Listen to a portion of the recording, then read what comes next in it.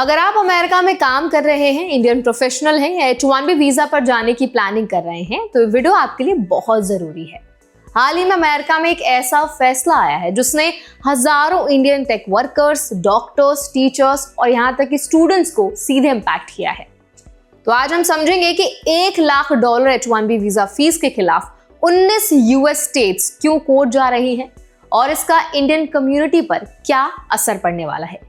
तो चलिए फिर जल्दी से वीडियो को स्टार्ट करते हैं। हाय, मेरा नाम है वर्षा दुबे और आप मुझे देख रहे हैं NBT टेक एड पर। सबसे पहले बात करते हैं कि मामला शुरू कहां से हुआ। ट्रंप एडमिनिस्ट्रेशन ने नए H-1B वीजा एप्लीकेशंस के लिए $1 लाख की फीस अनाउंस की है। अभी तक एम्प्लॉयज को H-1B वीजा के लिए करीब $2,000 से $5,000 तक ही फीस देनी होती थी। अब ये अमाउंट अचानक बहुत ज्यादा बढ़ गई है। इसी फैसले के खिलाफ अब कैलिफोर्निया, मैसाचुसेट्स समेत कुल 19 यूएस स्टेट्स ने मिलकर लीगल एक्शन लेने का फैसला किया है। इन स्टेट्स का कहना है कि ये फीस सिर्फ ज्यादा नहीं है बल्कि इलीगल भी है।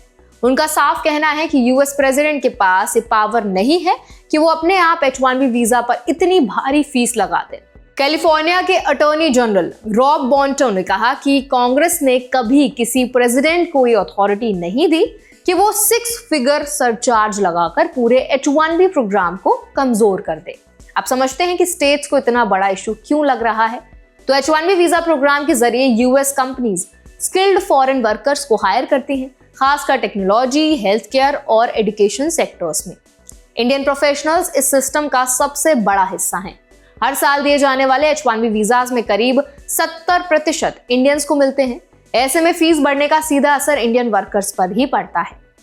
मैसाचुसेट्स की attorney general Andrea Joy Campbell ने कहा कि ये फीस पूरी तरह आर्बिट्रेरी है, यानी बिना किसी क्लियर लिमिट के तय की गई है।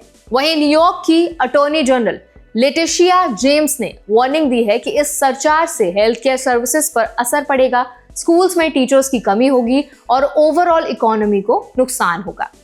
इस मुकदमे में कैलिफोर्निया, मैसाचुसेट्स और न्यूयॉर्क के अलावा और भी कई सारी स्टेट्स शामिल हैं।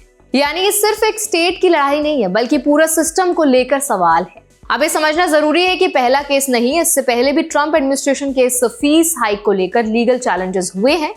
अक्टूबर में यूएस चैम्बर ऑफ कॉमर्स, कुछ यूनियंस और एक ग्लोबल नर्सिंग स्टाफ एजेंसी ने भी कोर्ट में केस डाला था। ये केस अभी भी चल रहा है।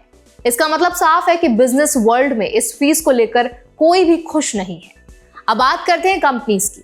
बड़ी टेक कंपनीज जैसे Amazon, माइक्रोसॉफ्ट, एप्पल, मेटा और Tata consultancy services H-1B programme पर काफी डिपेंड करती हैं। अगर हर वीजा एप्लीकेशन पर $1 लाख खर्च होगा तो कई कंपनीज हायरिंग कम कर सकती हैं। इसका सीधा नुकसान इंडियन प्रोफेशनल्स को होगा, खासकर एंट्री और मिड लेवल रोल्स में। व्हाइट हाउस की तरफ से इस फैसले का बचाव भी किया गया।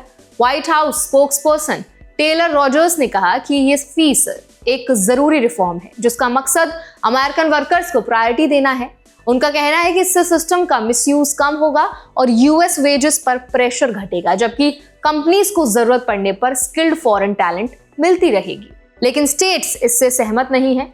उनका कहना है कि एजुकेशन और हेल्थ केयर जैसे एसेंशियल सर्विसेज में ऑलरेडी स्टाफ शॉर्टेज है।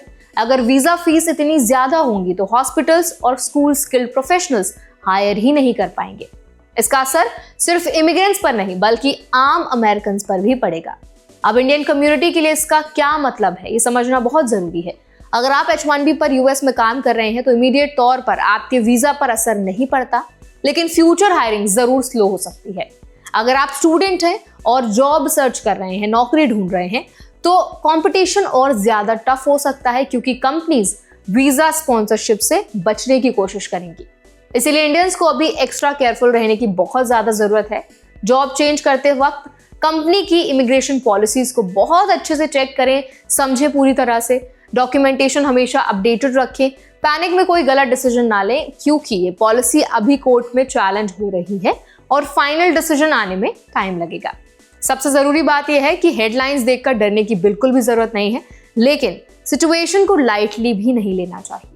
ये मामला दिखाता है कि H-1B सिस्टम पर प्रेशर बढ़ रहा है और इंडियंस को लॉन्ग टर्म प्लानिंग ज्यादा स्मार्ट तरीके से करनी होगी। तो इस पूरे वीडियो पर आपका क्या ओपिनियन है, आप क्या राय रखते हैं, हमें जरूर बताएं कमेंट्स के जरिए। ऐसे और भी अपडेट्स के लिए, वीडियोस के लिए, इन्फॉर्मेशन के लिए हमारा चैनल NBT टेक एड को भी जरूर सब्सक्राइब करें।